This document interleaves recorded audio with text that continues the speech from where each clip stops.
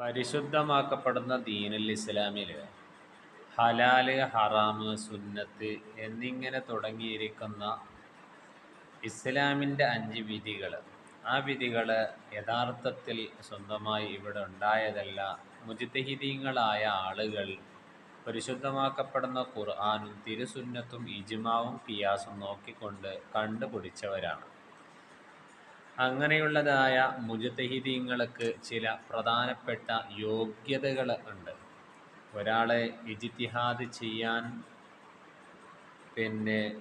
കഴിവുള്ളവരാണോ ഇല്ലേ എന്ന് നമ്മൾക്ക് എങ്ങനെയാണ് മനസ്സിലാക്കാൻ കഴിയുക? അപ്പോൾ ആ മുജ്തഹിദീങ്ങളായ ആളുകളുടെ യോഗ്യതകളെക്കുറിച്ച് ഒന്ന് നമ്മൾ മനസ്സിലാക്കേണ്ടതുണ്ട്.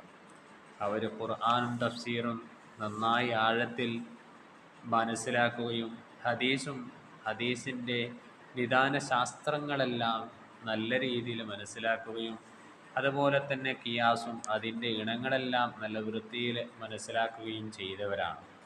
അതുപോലെ തന്നെ സ്വന്തമായിട്ടുള്ള ഭാഷകളും അറബി ഭാഷ അല്ലാത്ത മറ്റു ഇതര ഭാഷകളിൽ കൂടുതൽ വിജ്ഞാനം നേടിയതായ ആളുകളുമാണ്. എന്ന് മാത്രമല്ല ആ സ്വഹാബികൾക്ക് ശേഷം വന്നതായ ഒരുപാട് പണ്ഡിതന്മാർ, താബീങ്ങൾ, താബീങ്ങൾ, അവരുടെ അഭിപ്രായങ്ങളെക്കുറിച്ചെല്ലാം അവരറിയുന്നവരുമാണ്.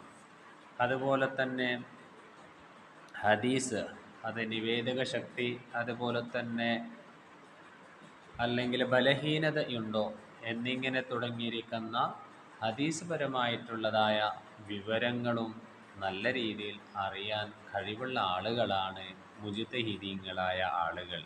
ആ മുജ്തഹിദീങ്ങളായ ആളുകളാണ് നമ്മൾക്ക് പരിശുദ്ധമാക്കപ്പെടുന്ന ദീനുൽ ഇസ്ലാമിൻ്റെ 5 വിധികളെക്കുറിച്ച് നല്ല രീതിയിൽ പഠിപ്പിച്ചു തന്നത്.